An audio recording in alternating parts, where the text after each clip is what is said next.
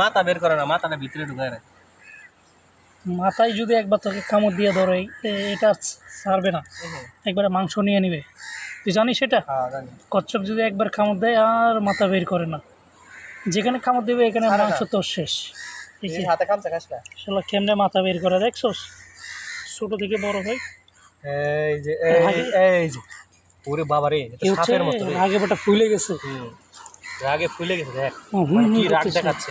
এই যে পুরো ক্লোজ ফুটাই দিছে, কলসটা পুরোটাই ফুলাই দিছে।